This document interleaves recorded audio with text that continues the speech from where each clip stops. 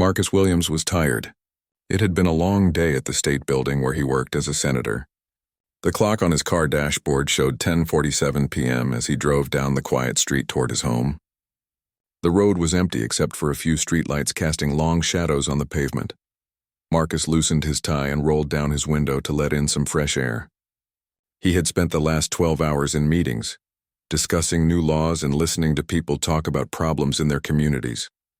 Being a senator was not easy work, but Marcus loved helping people. He especially cared about making life better for families like the one he grew up in. The radio played soft jazz music as Marcus drove his black sedan through the suburban neighborhood. This was a nice area with big houses and well-kept lawns. Most of the windows in the houses were dark now. People were probably sleeping or watching late-night television with their families. Marcus thought about his own family waiting for him at home. His wife Sarah would probably be reading a book in bed. His teenage daughter Jessica might still be awake doing homework. His son Michael was probably already asleep. Tomorrow was Saturday and Marcus planned to take the kids to the park if the weather was nice. As he drove, Marcus noticed a police car behind him. The officer seemed to be following him for several blocks. Marcus checked his speedometer. He was driving exactly the speed limit just like he always did. His car registration was up to date. His insurance was paid. He had done nothing wrong. Marcus felt a familiar feeling in his stomach. It was the same feeling he had gotten many times before when he saw police cars. Even though he was now a successful senator, even though he had done nothing wrong, seeing police still made him nervous. This feeling came from years of experiences that had taught him to be careful around officers. Suddenly, red and blue lights began flashing behind him. The police car's siren made a short, sharp sound. Marcus felt his heart start beating faster. He put on his turn signal and slowly pulled his car over to the side of the road. Marcus turned off his engine and placed both hands on the steering wheel where the officer could see them. His father had taught him to do this when he was a young man. "Always keep your hands where they can see them," his father had said. "Move slowly, be polite. Don't give them any reason to be scared of you." The police car stopped behind Marcus's car. The bright lights from the police car filled Marcus's rearview mirror, making it hard to see. Marcus could see the dark shape of the police officer getting out of his car. The officer walked slowly toward Marcus's car, his hand resting on his gun. Marcus tried to stay calm. He took deep breaths and reminded himself that he was a state senator. He was a law-abiding citizen. He had important work to do helping people. But deep down, Marcus knew that none of that might matter to the police officer walking toward his car.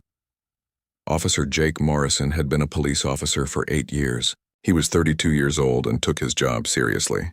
Tonight had been quiet until he noticed the black sedan driving through the neighborhood. Something about the car caught his attention. Maybe it was because it was late at night. Maybe it was because the car looked expensive. Or maybe it was because of who was driving it. Morrison had been trained to watch for suspicious activity. A black man driving an expensive car through a wealthy neighborhood late at night seemed suspicious to him. Morrison decided to follow the car to see what the driver would do.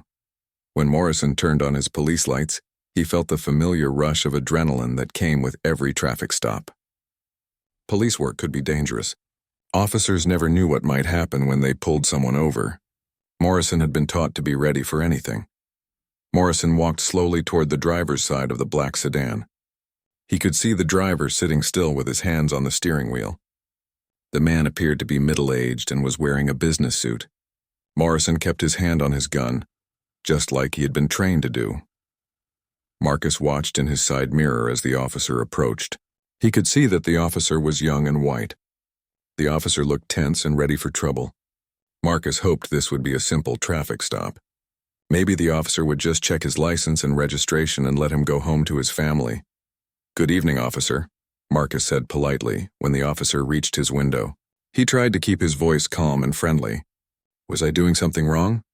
Officer Morrison looked at Marcus carefully. He studied Marcus's face, his clothes, and the inside of his car. "License and registration," Morrison said without answering Marcus's question. His voice was stern and unfriendly. Marcus moved slowly to reach for his wallet. "I'm going to get my license from my wallet," he said, wanting to make sure the officer knew what he was doing. "It's in my jacket pocket." Morrison watched Marcus's every movement. When Marcus pulled out his wallet, Morrison saw that it was expensive leather. When Marcus handed over his driver's license, Morrison noticed that Marcus was wearing a nice watch and a wedding ring. Morrison took the license and looked at it. The name on the license was Marcus Williams. The address was in a nice part of town. Morrison walked back to his police car to run the license through the computer system. While he waited, Marcus tried to think of reasons why he might have been stopped. He had not been speeding. He had not run any red lights or stop signs. His car was in perfect condition with working headlights and taillights. He could not think of any traffic laws he had broken. Minutes passed. Marcus could see the officer sitting in his car, talking on his radio and looking at his computer. Other cars drove by slowly, their drivers staring at the scene.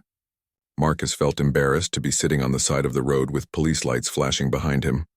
Finally, Officer Morrison got out of his police car and walked back to Marcus's window. But instead of giving Marcus his license back, Morrison had a different look on his face. It was a look that Marcus recognized and feared.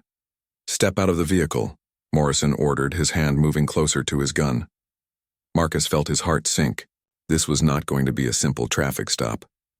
Marcus felt his stomach drop when he heard the officer's command. He had hoped this would be a quick stop, maybe just a warning about a broken taillight or something simple. But now the officer wanted him to get out of his car. This was not a good sign. "Officer, may I ask why you stopped me?" Marcus said calmly, still sitting in his car with his hands visible on the steering wheel. He had learned over the years that it was important to ask questions politely but firmly. As a senator, he knew his rights, but he also knew that arguing with police officers on the side of the road rarely ended well. Officer Morrison's jaw tightened. He did not like it when people questioned him. In his 8 years as a police officer, he had learned that people who asked too many questions were usually hiding something. "I said step out of the vehicle," Morrison repeated, his voice getting harder.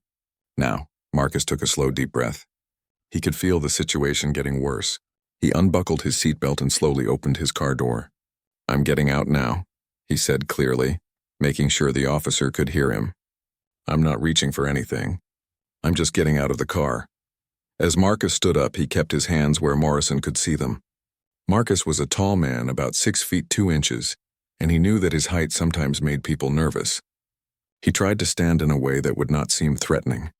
"Turn around and put your hands on the hood of the car," Morrison ordered, pointing to the front of Marcus's sedan. Marcus felt a wave of humiliation wash over him. He was a state senator. He was a respected member of his community. He had never been arrested or convicted of any crime. But here he was, being treated like a criminal on the side of the road. "Officer, I think there might be some misunderstanding," Marcus said, as he walked slowly toward the front of his car. "I haven't done anything wrong. Can you please tell me why you stopped me?" Morrison followed close behind Marcus, his hand still resting on his gun. "Put your hands on the car and spread your feet apart," he said, ignoring Marcus's question. Marcus did as he was told. The metal hood of his car was cool under his palms. He could feel the officer standing behind him, ready to search him. Marcus had been through this before, years ago when he was younger. But he had hoped those days were behind him. He had worked hard to build a successful career and earn respect in his community.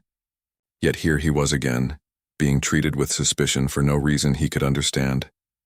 A car drove by slowly, and Marcus could see the people inside staring at him. He wondered what they were thinking. Did they think he was a criminal? Did they assume he had done something wrong? The thought made him feel sick. Morrison began patting down Marcus's suit jacket, checking for weapons or drugs. His hands moved roughly over Marcus's pockets and along his arms and back. "What are you doing in this neighborhood?" Morrison asked as he searched. "I live near here," Marcus answered honestly. "I was driving home from work." "What kind of work?"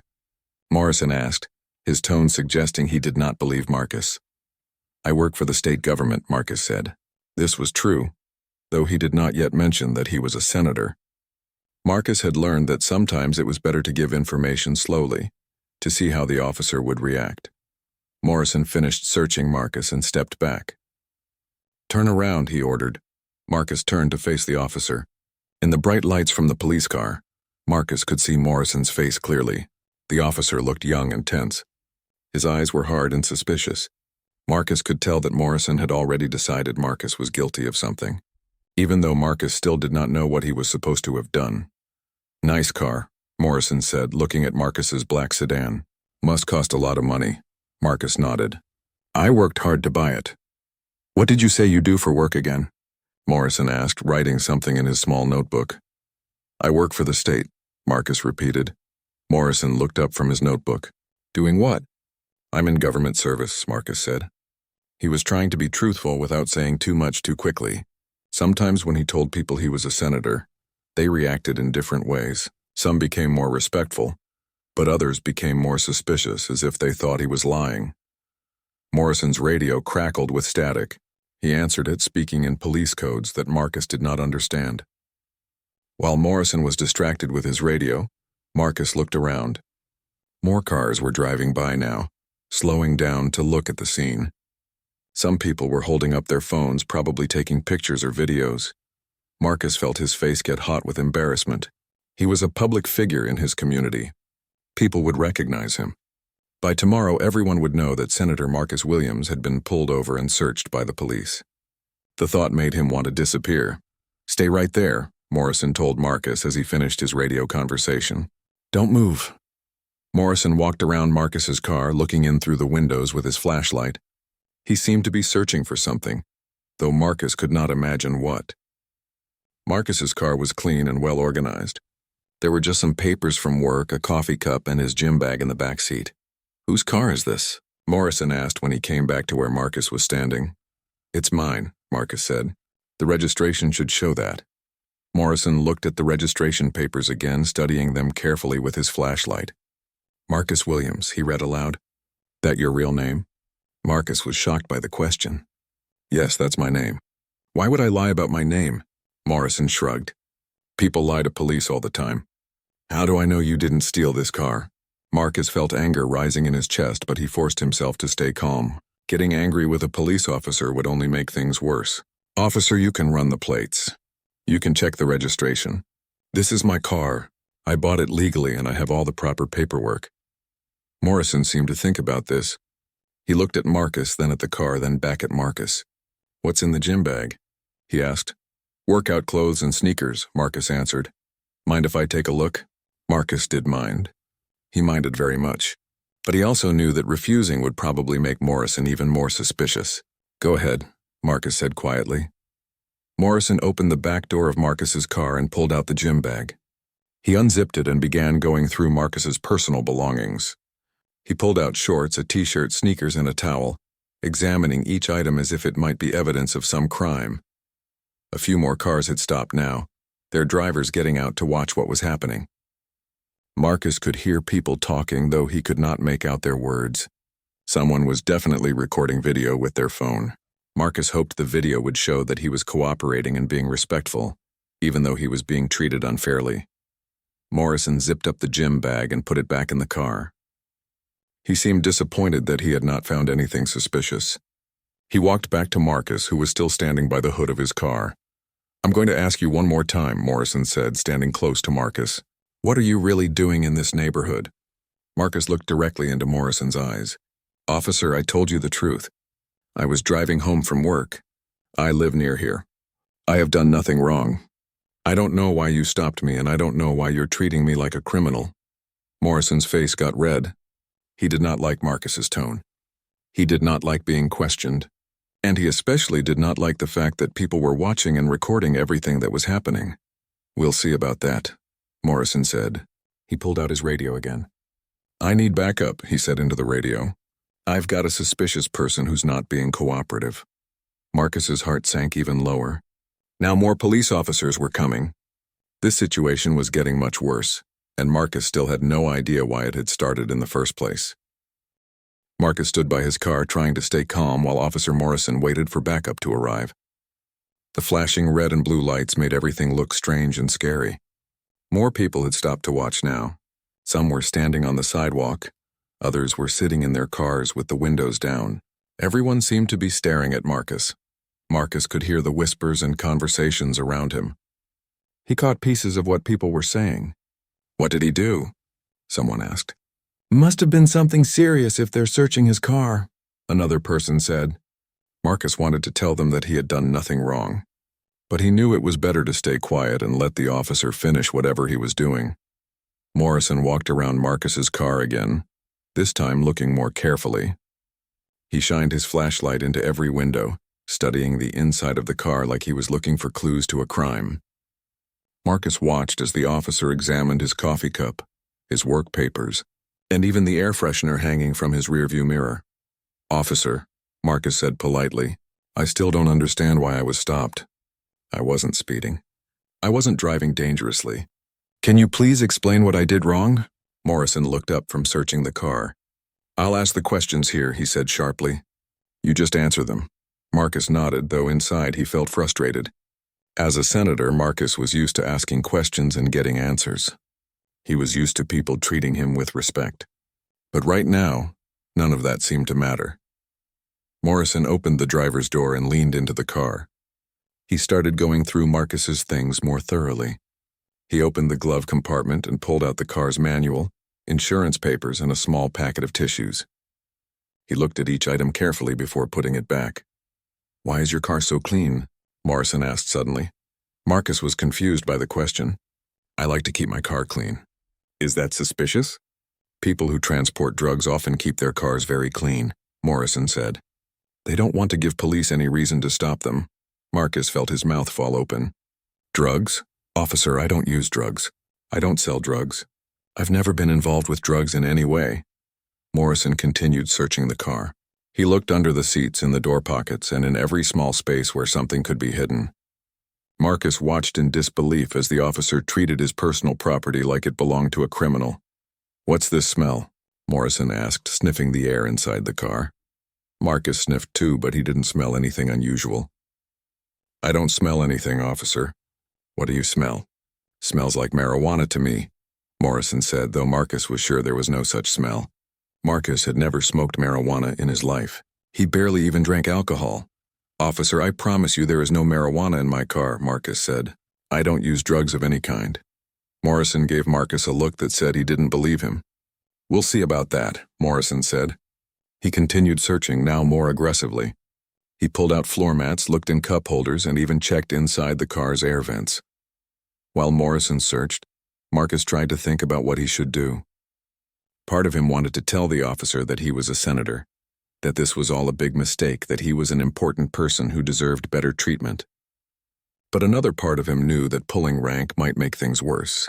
It might seem like he was trying to get special treatment because of his position. Marcus had always believed that everyone, regardless of their job or status, deserved to be treated fairly by police. He had worked hard as a senator to improve police training and community relations. Now he was experiencing firsthand what many of his constituents had told him about during their meetings. A woman walking her dog stopped on the sidewalk to watch. She pulled out her phone and started recording. Marcus could see other people doing the same thing. In today's world, everything was recorded and shared on social media within minutes. Marcus knew that videos of this traffic stop would probably be online before he even got home. The thought made Marcus feel even worse. His wife and children might see videos of him being searched and questioned like a criminal. His colleagues in the state legislature might see it. The people who had voted for him might see it. What would they think? Morrison finished searching the inside of the car and moved to the trunk. "Open it," he ordered Marcus. Marcus walked to the back of his car and used his key to open the trunk. Inside were more work papers, an umbrella, and a spare set of clothes that Marcus kept in case he needed to change after long meetings. Morrison went through everything in the trunk, unfolding Marcus's extra shirt and pants, shaking out the papers, and even opening the umbrella to look inside it. Marcus watched in amazement as the officer examined every single item like it might be evidence of a serious crime. "You carry a lot of government papers," Morrison observed, looking at the folders full of documents that Marcus used for his work. "Yes, I do a lot of work that requires paperwork," Marcus said. "What kind of government work?" Morrison asked again. Marcus hesitated. He had been hoping to avoid this conversation, but it seemed like the officer was not going to let it go. "I'm an elected official," Marcus said simply. Morrison looked up quickly. "What kind of elected official?" "I'm a state senator," Marcus said quietly. Morrison stared at Marcus for a long moment. Then he laughed, but it was not a friendly laugh.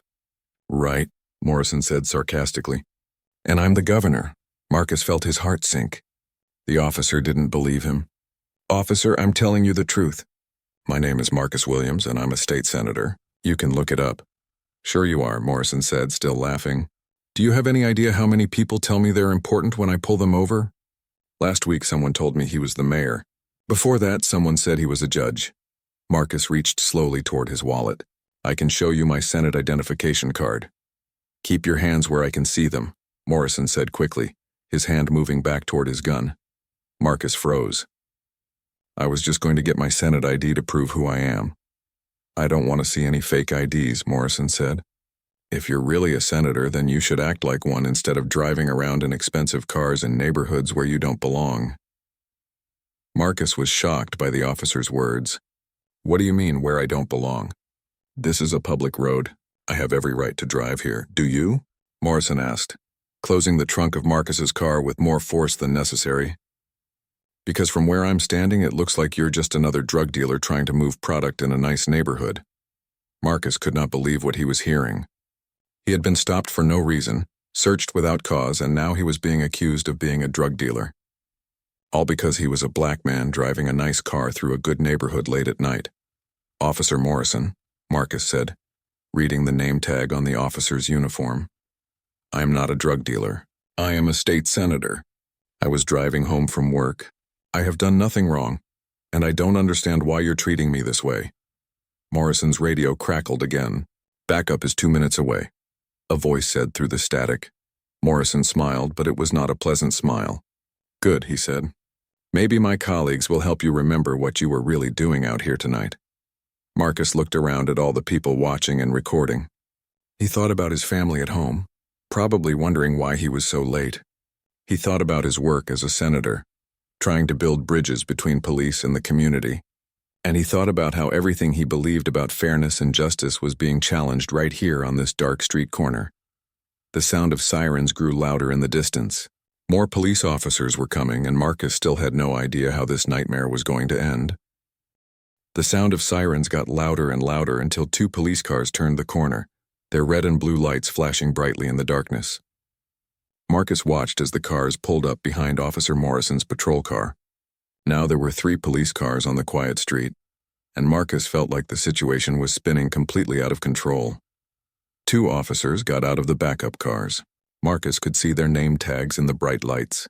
Officer Sarah Chen and Officer David Rodriguez.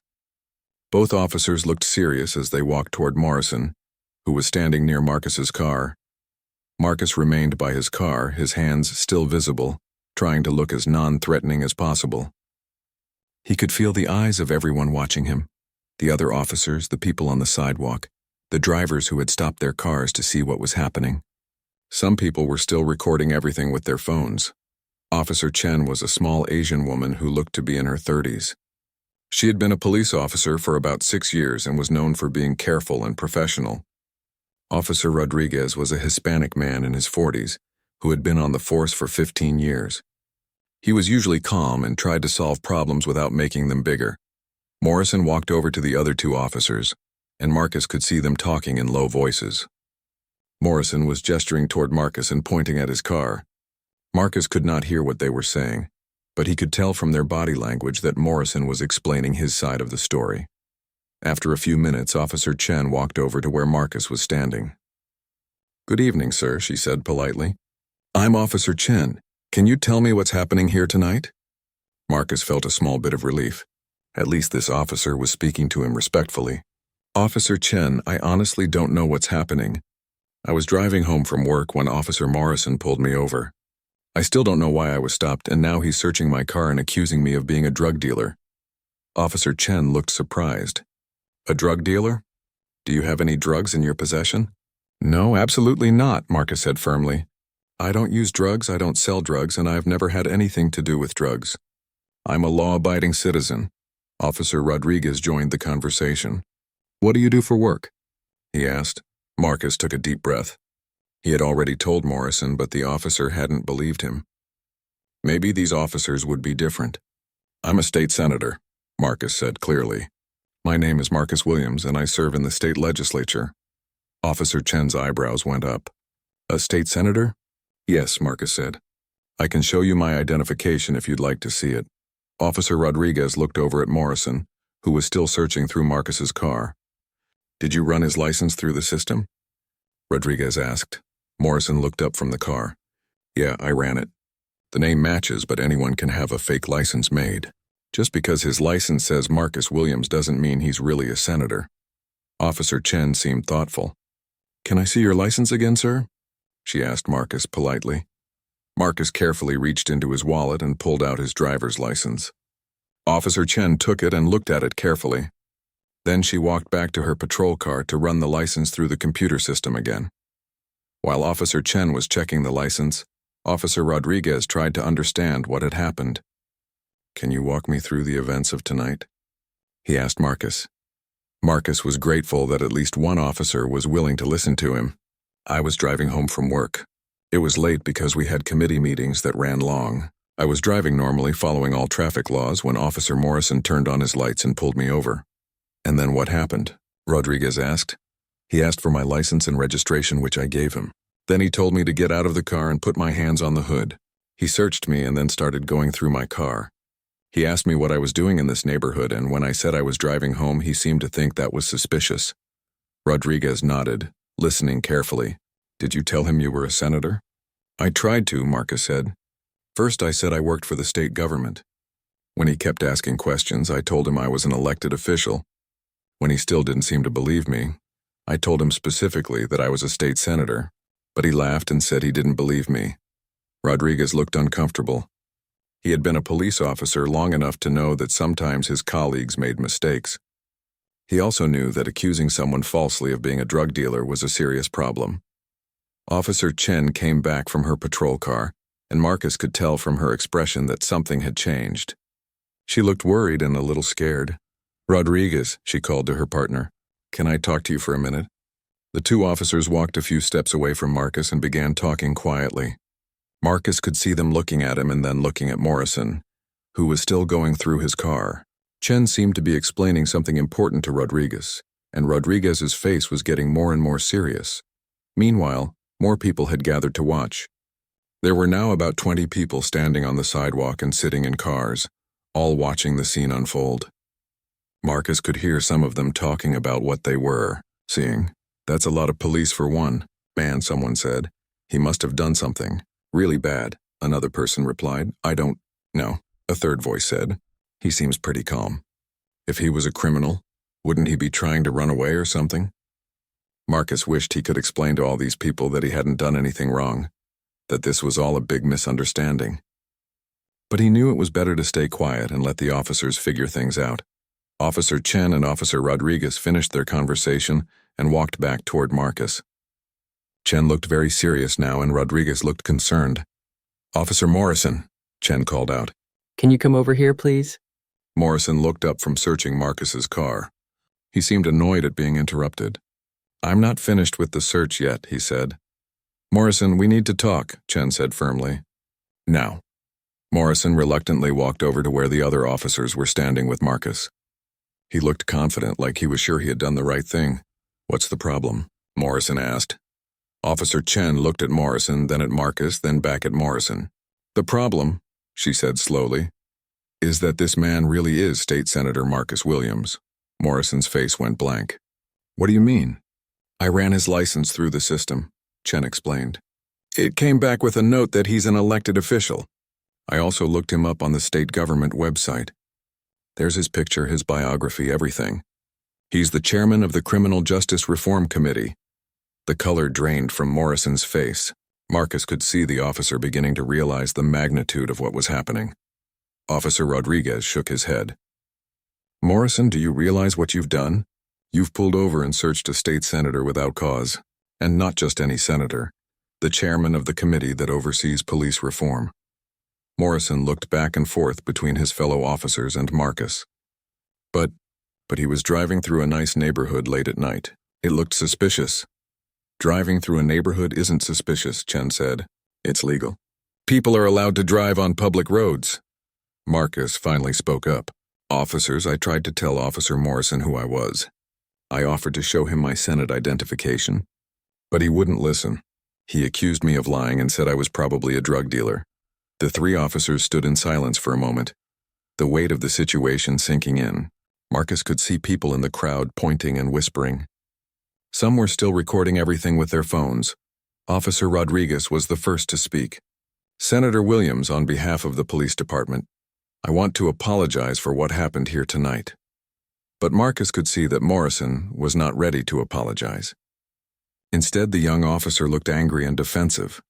"He should have identified himself right away," Morrison said. "If he had told me he was a senator from the beginning, none of this would have happened." Marcus stared at Morrison in disbelief. Even now, even after learning the truth, the officer was still trying to blame Marcus for what had happened. Officer Chen looked embarrassed and angry at the same time. "Morrison, that's not how this works. People don't have to prove their innocence to you. You need probable cause to stop someone, and you need reasonable suspicion to search them." The situation was far from over, and Marcus could see that the night was about to get much more complicated. Officer Chen stared at her computer screen one more time, making sure she had read everything correctly. The information was clear and there was no doubt about it. The man standing by the car, the man who had been searched and questioned and treated like a criminal, was indeed State Senator Marcus Williams. Chen felt sick to her stomach. In her 6 years as a police officer, she had made mistakes before, but nothing like this. She had never been part of stopping and searching an innocent person, especially not a state senator, and not just any senator but the chairman of the Criminal Justice Reform Committee, the very committee that was working on new laws about how police should treat people. Chen walked back to where Marcus was standing with officers Rodriguez and Morrison. Her hands were shaking slightly as she approached the group. "There's no question about it," Chen said, her voice quiet but clear. "This is State Senator Marcus Williams. I found his official biography on the state legislature website. I found news articles about his work.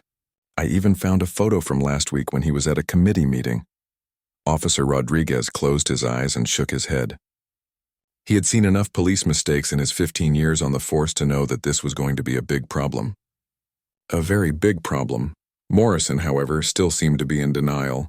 "So what if he's a senator?" Morrison said, his voice getting louder. "That doesn't mean he's above the law. Senators can be criminals too."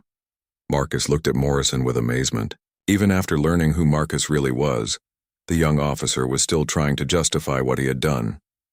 "Officer Morrison," Marcus said calmly, "I want you to listen to me very carefully. I was not breaking any laws tonight. I was driving home from work, following all traffic rules, bothering no one.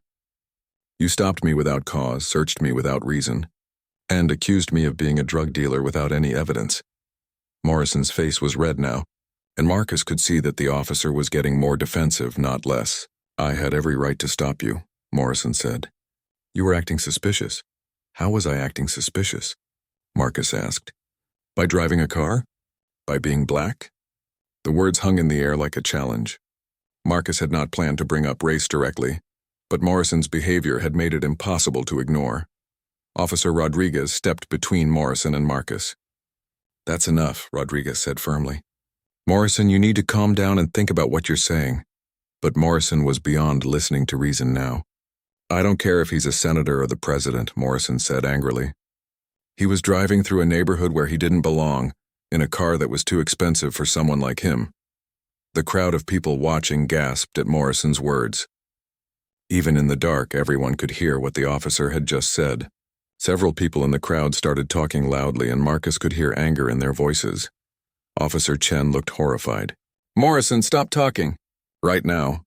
But Morrison seemed unable to control himself. "You want to know the truth?" Morrison said to Marcus. "I stopped you because people like you don't usually drive cars like that unless they're up to something illegal." Marcus felt like he had been punched in the stomach. After all his years of working to improve police relations, after all his efforts to build bridges between law enforcement and the community, here was an officer openly admitting to racial profiling. Officer Rodriguez grabbed Morrison by the arm. "That's it," Rodriguez said firmly. "You're done here. Get back to your car and wait for a supervisor." "I'm not done," Morrison said, pulling his arm away from Rodriguez. "This guy thinks he's better than everyone else just because he's some politician. Well, I've got news for you, Senator. Your fancy title doesn't impress me. Marcus stood quietly, letting Morrison's words wash over him. Part of him wanted to respond angrily, to tell Morrison exactly what he thought of officers who abused their power. But Marcus knew that losing his temper would only make things worse. Instead, Marcus spoke in the calm, measured voice he used in the Senate when discussing difficult issues. Officer Morrison, I have never claimed to be better than anyone else. I have never asked for special treatment because of my position. All I wanted was to be treated with the same respect and fairness that every citizen deserves. Officer Chen was now frantically talking into her radio. We need a supervisor out here immediately, she said. We have a situation that requires immediate attention. The dispatcher's voice crackled back through the radio. What's the nature of the situation? Chen hesitated for a moment, knowing that everything she said would be recorded. We have an incident involving an elected official. I need a supervisor here now. Meanwhile, the crowd of people watching had grown larger. Word was spreading through the neighborhood that something big was happening. People were coming out of their houses, walking over from nearby streets and stopping their cars to see what was going on. Marcus could see that many people in the crowd were recording everything with their phones. He knew that videos of this incident would be online within hours, maybe minutes. The thought made him feel exposed and vulnerable. But he also knew that the video evidence might be important later. A woman in the crowd called out, "Leave that man alone." He hasn't done anything wrong. An older man yelled, "This is ridiculous." 3 police cars for one person driving home. Morrison heard the comments from the crowd and became even more agitated. Everyone needs to back up, he shouted at the people watching. This is a police matter. But the crowd didn't back up. Instead, more people seemed to arrive every minute. Marcus could see that some of them recognized him. A few people were pointing and whispering, "That's Senator Williams. That's our senator." Officer Rodriguez tried to take control of the situation. "Senator Williams," he said respectfully, "I want to apologize to you on behalf of the police department. What happened here tonight should not have happened." Marcus nodded at Rodriguez, appreciating the officer's professionalism. "Thank you, Officer Rodriguez. I appreciate that." But Morrison was still not finished. "Don't apologize to him," Morrison told Rodriguez. "We were just doing our job." Officer Chen had heard enough. "Morrison, you need to understand something," she said angrily. "We were not doing our job. Our job is to protect and serve all citizens equally. Our job is not to stop people because of the color of their skin, or because we think they don't belong in certain neighborhoods." Marcus watched the exchange between the officers with interest. He could see that Chen and Rodriguez were good officers who understood that something wrong had happened. But he could also see that Morrison was not ready to admit any mistakes. The sound of another siren filled the air. A 4th police car was approaching, and Marcus could see from its markings that it was a supervisor's car. The sergeant was coming, and Marcus knew that everything was about to change again. As the supervisor's car pulled up, Marcus thought about what he would say. He thought about his work in the Senate, trying to pass laws that would prevent exactly this kind of incident. He thought about all the people who had told him stories about being stopped and searched for no reason. Now he understood what they had been talking about. The sergeant's car stopped, and Marcus could see a tall man in uniform getting out. This was the moment when Marcus would have to decide how to handle what had happened to him. He could make a big public issue of it, or he could try to handle it quietly. Either way, he knew that his life, and possibly his political career, had just changed forever. The supervisor walked toward the group, and Marcus could see that the man looked serious and concerned. Everything that happened next would depend on how this new officer chose to handle the situation. Sergeant Michael Hayes stepped out of his patrol car and immediately knew he was looking at a disaster. In his 22 years with the police force, Hayes had seen many difficult situations, but the scene in front of him looked like it could destroy careers and damage the department's reputation for years to come. Hayes was a big man with gray hair and tired eyes who had worked his way up through the ranks by being fair, honest, and careful. He had been at home watching television with his wife when the call came in about a situation involving an elected official. Now, looking at the crowd of people, the phone cameras, and the obvious tension between his officers, Hayes realized this was much worse than he had imagined. Officer Chen quickly walked over to meet Sergeant Hayes before he reached the main group. "Sergeant, we have a serious problem here," she said quietly, trying to keep her voice low so the crowd wouldn't hear. "Tell me what happened," Hayes said, his voice calm but firm. Chen took a deep breath. Officer Morrison pulled over a black sedan about 30 minutes ago. The driver is State Senator Marcus Williams. Morrison searched the car and the senator without probable cause and accused him of being a drug dealer. Sergeant Hayes felt his stomach drop. Please tell me you're joking. I wish I was, Chen said. It gets worse. When Senator Williams tried to identify himself, Morrison didn't believe him and said he was lying. Even after I confirmed his identity through the computer system, Morrison is still arguing that the stop was justified. Hayes looked over at the group where Marcus was standing with officers Rodriguez and Morrison. He could see that Morrison looked angry and defensive, while Rodriguez appeared embarrassed and concerned. Marcus stood calmly, but Hayes could tell the senator was upset. How many people are recording this? Hayes asked, looking at the crowd. At least a dozen, Chen replied. Maybe more. And Senator Williams is the chairman of the Criminal Justice Reform Committee. Hayes closed his eyes for a moment, thinking about all the ways this situation could get worse. The Criminal Justice Reform Committee was working on new laws about police accountability and training. Having the chairman of that committee illegally stopped and searched was going to be a public relations nightmare. Where's Morrison now? Hayes asked. Still arguing with everyone and insisting he did nothing wrong, Chen said. Hayes nodded grimly. Okay, here's what we're going to do. I want you to keep Morrison away from Senator Williams and away from the crowd. Have Rodriguez help you with that. I'm going to talk to the senator myself. Officer Chen nodded and walked back toward the group, while Hayes took a moment to think about what he was going to say. He knew that whatever happened in the next few minutes could determine whether this incident would blow up into a major scandal, or whether it could be handled more quietly. Hayes walked over to where Marcus was standing. As he approached, he could see that Marcus was a distinguished-looking man who carried himself with dignity, despite what he had been through. Senator Williams, Hayes said respectfully, I'm Sergeant Hayes. I supervise this area, and I want to apologize personally for what happened to you tonight. Marcus looked at Hayes carefully. He had dealt with many police supervisors in his work as a senator, and he could usually tell which ones were sincere and which ones were just trying to cover up problems. Hayes seemed genuine. Thank you, Sergeant Hayes, Marcus said. I appreciate that. Hayes noticed that Marcus's suit was wrinkled from being searched, and he could see the frustration and hurt in the senator's eyes. Can you tell me exactly what happened here tonight? Marcus explained the entire incident, from the initial traffic stop through Morrison's accusations and search. Hayes listened carefully, asking a few questions, but mostly just letting Marcus tell his story. When Marcus finished, Hayes was quiet for a moment. Then he said, Senator, what Officer Morrison did tonight was wrong. There was no justification for stopping you, no cause to search you or your vehicle, and no excuse for the way you were treated. Marcus felt some relief hearing a police officer finally acknowledge that he had been treated unfairly. I'm glad you understand that, Sergeant. I want you to know that this kind of behavior is not acceptable in our department, Hayes continued. Officer Morrison will face serious consequences for his actions tonight. Meanwhile, Officer Chen had pulled Morrison aside and was trying to make him understand the seriousness of the situation. Morrison, do you realize what you've done?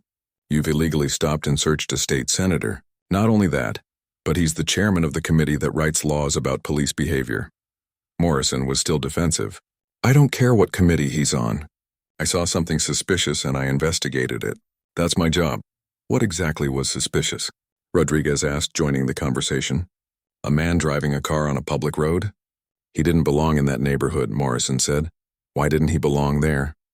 Chen asked. Because he's black? Morrison's face got red again. That's not what I said. That's exactly what you said, Rodriguez replied. You said people like him don't usually drive cars like that. What did you mean by people like him? Morrison realized he had trapped himself with his own words, but instead of backing down, he became more aggressive. I meant people who can't afford expensive cars, honestly. I was investigating possible criminal activity. Officer Chen shook her head in disgust. Morrison, you stopped a man for the crime of being black and successful. Do you understand how that looks? I was doing my job, Morrison repeated, but his voice was getting weaker now. Sergeant Hayes was still talking with Marcus when his radio crackled with an urgent message. Sergeant Hayes, we're getting multiple calls from news organizations asking about an incident in your sector. Do you have any information? Hayes looked at Marcus apologetically. Senator, It looks like the media has already heard about this. Marcus nodded. He had been expecting this. In today's world, videos from phone cameras could spread across social media in minutes. I figured that would happen, Marcus said. How do you want to handle this? Hayes asked. We can try to keep the media away for now if you'd like some time to think about what you want to do. Marcus appreciated that Hayes was treating him with respect and giving him choices. I think I need to make a statement, Marcus said. People deserve to know what happened here tonight. Hayes nodded. I understand, and I want you to know that the department will fully investigate this incident. Officer Morrison's actions will be reviewed, and appropriate disciplinary action will be taken. What kind of disciplinary action? Marcus asked. Hayes hesitated. That will depend on the investigation, but I can tell you that stopping and searching someone without cause is a serious violation of department policy and possibly federal law. Marcus could see that Hayes was trying to be honest with him, which he appreciated, but he also knew that police officers often faced little real consequence for their actions, even when they clearly broke the rules. The crowd of people watching had continued to grow, and Marcus could see news vans arriving at the scene. Reporters with cameras were getting out of the vans and pushing through the crowd to get closer to the action.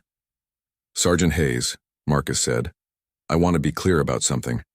This isn't just about me. What happened tonight happens to people in our community all the time. The only difference is that most of those people aren't state senators, so their stories don't make the news. Hayes nodded soberly. I understand that, Senator. And I want you to know that we're working to train our officers better and to prevent these kinds of incidents. Are you really? Marcus asked. Because from where I'm standing, it looks like your training isn't working very well. Hayes couldn't argue with that. You're right, he said simply. We have work to do. A reporter with a microphone pushed through the crowd and called out, Senator Williams. Can you tell us what happened here tonight? Marcus looked at Hayes, then at the reporter, then at the crowd of people who had been watching everything unfold. He realized that this was the moment when he would have to decide how to use what had happened to him.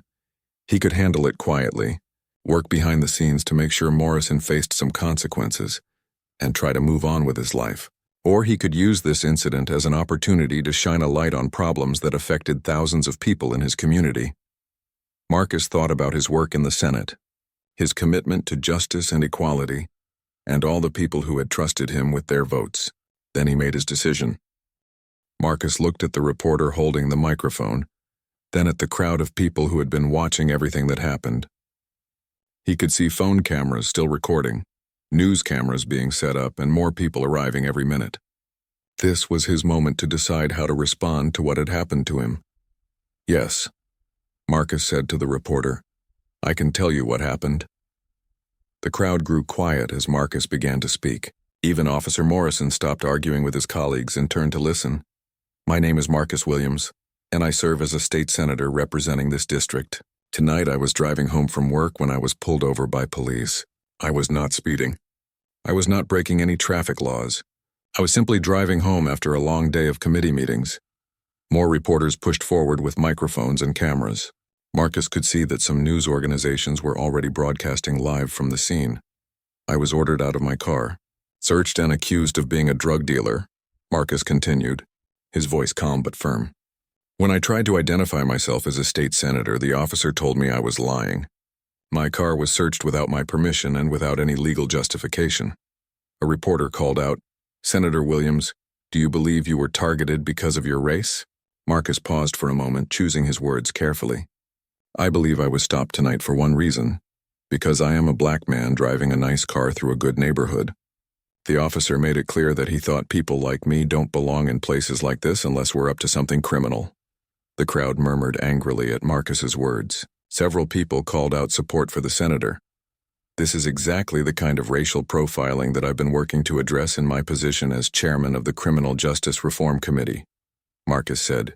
Tonight I experienced firsthand what thousands of people in our community experience regularly. Officer Morrison, who had been listening from a distance, suddenly stepped forward. That's not true, he called out loudly. I had every right to stop him. He was acting suspicious. Sergeant Hayes quickly moved to intercept Morrison, but it was too late. The cameras were already focused on the young officer.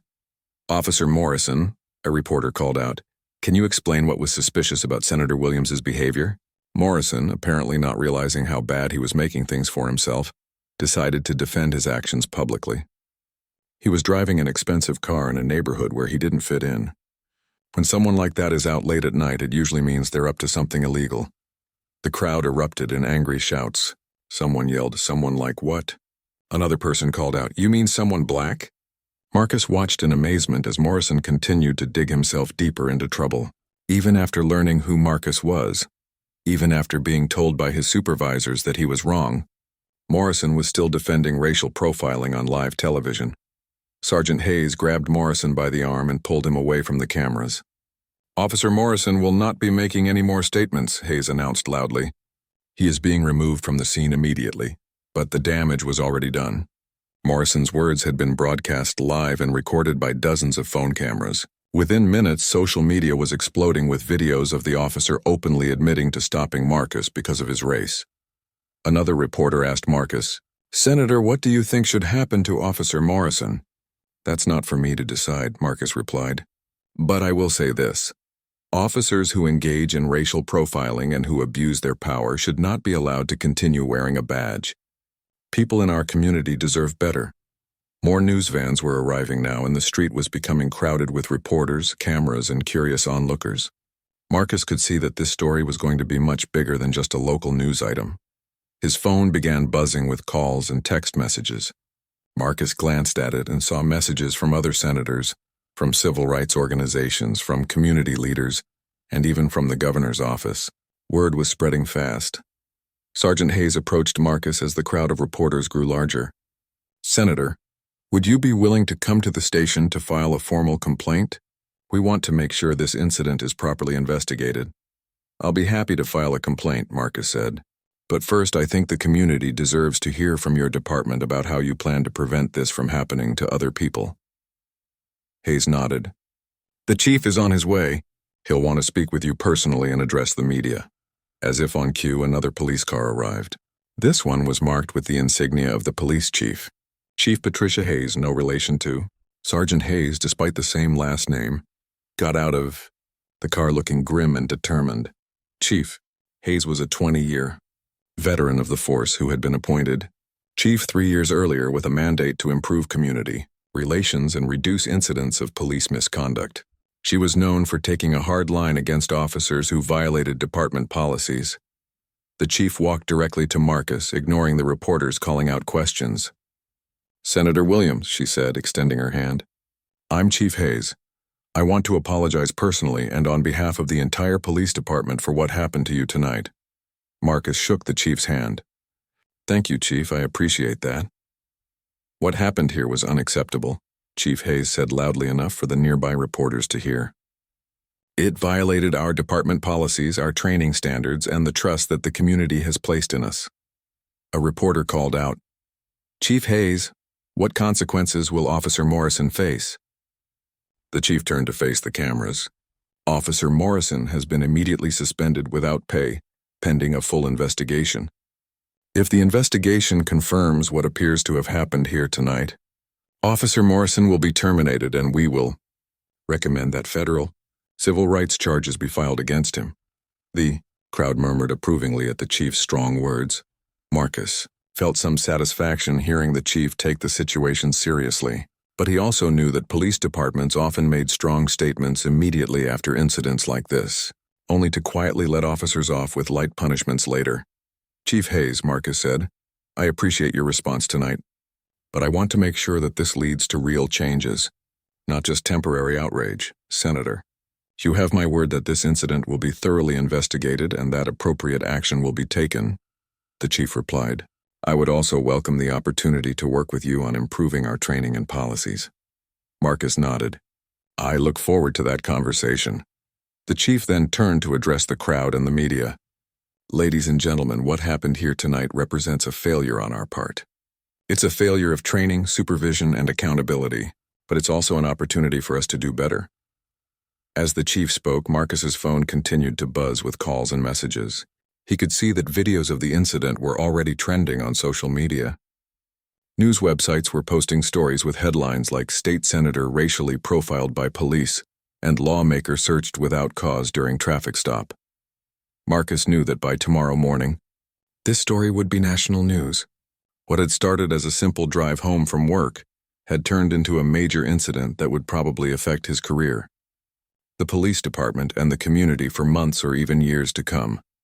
But Marcus also realized that this incident, as painful and humiliating as it had been, might also be an opportunity to make the kind of changes he had been working toward as a senator. Sometimes it took a dramatic event to get people's attention and create the momentum needed for real reform. As he stood there surrounded by cameras and reporters, Marcus thought about how he could use this experience to help other people who faced the same kind of treatment, but didn't have the platform or resources to fight back. That, he decided, would be his focus going forward. 6 months after that night on the dark street corner, Marcus Williams sat in his office at the state capitol, looking out the window at the busy city below. On his desk was a stack of newspapers with headlines about the police reform bill that had just passed, with overwhelming support from both political parties. The bill, which Marcus had been working on for 2 years before the traffic stop incident, had been struggling to gain support. Many lawmakers thought the proposed changes were too dramatic, too expensive, or simply unnecessary. But after videos of Marcus being searched and questioned went viral, public opinion shifted dramatically. The videos had been viewed millions of times on social media platforms. News organizations across the country picked up the story. Civil rights groups organized protests and rallies. Citizens who had never paid much attention to police reform suddenly understood why it was important. Marcus's phone rang, interrupting his thoughts. It was his assistant, letting him know that a reporter wanted to interview him about the 6-month anniversary of the incident. "Tell them I'll do a brief interview," Marcus said. "But I want to focus on the positive changes we've made, not just on what happened to me that night." The changes had been significant.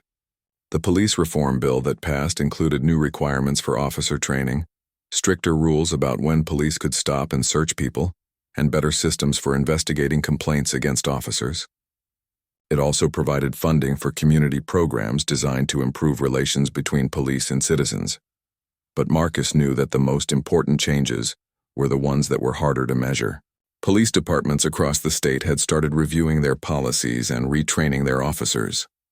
Community groups were holding meetings to discuss how to work better with law enforcement.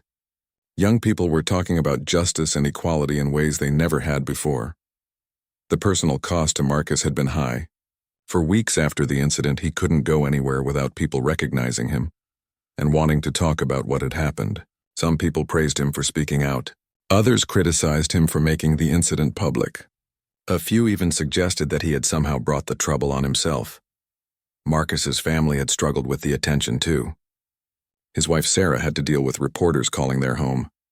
His daughter Jessica faced questions from classmates about whether her father was a criminal. His son Michael got into fights at school with kids who said mean things about the family. But there had been positive changes for the Williams family as well. They received thousands of letters and emails from people thanking Marcus for standing up for what was right. Community leaders invited them to events and asked Marcus to speak about his experience. Most importantly, the family felt like they had helped make their community a little bit better. Officer Jake Morrison's story had ended very differently. The investigation into his conduct found that he had violated multiple department policies and federal civil rights laws. He was fired from the police force within a month of the incident. Federal prosecutors filed criminal charges against him for violating Marcus's constitutional rights. Morrison tried to defend himself by claiming he was just doing his job, but the evidence was overwhelming. The videos from that night showed clearly that he had stopped Marcus without cause, searched him without permission, and treated him differently because of his race.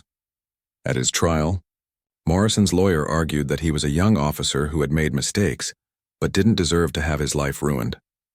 The prosecutor argued that police officers who abuse their power must face serious consequences, or the abuse will continue. The jury found Morrison guilty on several charges. He was sentenced to 2 years in prison and banned from ever working in law enforcement again. The case sent a strong message to other officers that racial profiling and abuse of power would not be tolerated. The police department also faced consequences.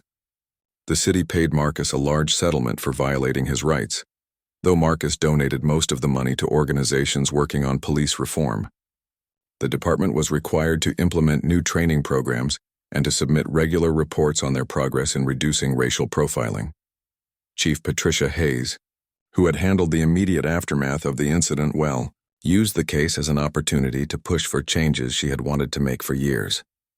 She brought in experts to retrain officers, changed policies about when and how traffic stops could be conducted, and created a new system for citizens to file complaints about police behavior. Not all officers were happy with the changes. Some complained that the new rules made it harder for them to do their jobs. Others argued that one bad officer shouldn't lead to punishment for the entire department. But Chief Hayes stood firm. "The community we serve deserves to trust us," she said in a speech to all department personnel. "When officers like Morrison violate that trust, it hurts all of us. These changes will help us rebuild the relationship with the people we've sworn to protect." Officer Sarah Chen and Officer David Rodriguez, who had been at the scene that night, both became advocates for reform within the department. Chen started teaching classes on how to recognize and avoid racial bias. Rodriguez joined a committee that reviewed complaints against officers. Both officers said that seeing Morrison's behavior that night had opened their eyes to problems they hadn't fully understood before. They realized that being a good officer meant not just avoiding misconduct themselves, but also speaking up when they saw other officers behaving badly. As Marcus prepared for the interview about the anniversary of his traffic stop, he thought about how much had changed in 6 months. The reform bill was just the beginning. Real change would take years of hard work, constant attention, and ongoing commitment from everyone in the community. Marcus had become a national voice on police reform, speaking at conferences, meeting with other lawmakers, and working with civil rights organizations. He had testified before Congress about the need for federal action on police accountability.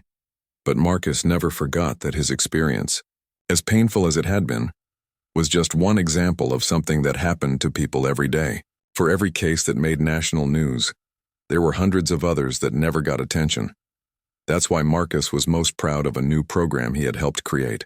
It provided legal assistance to people who believed they had been treated unfairly by police, but didn't have the resources to fight back. The program had already helped dozens of families get justice and had led to changes in several police departments.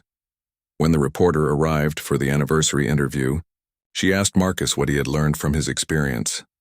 "I learned that no one is immune from injustice," Marcus said. "It doesn't matter if you're a senator or a janitor, if you're rich or poor, if you're famous or unknown. Wrong is wrong, and we all have a responsibility to stand up against it." The reporter asked if Marcus was angry about what had happened to him. Marcus thought for a moment. "I was angry that night, and I was angry for weeks afterward. But anger alone doesn't change anything. You have to channel that anger into action, into working for something better." "Do you think the changes you've helped bring about will prevent other people from going through what you experienced?" "I hope so," Marcus said.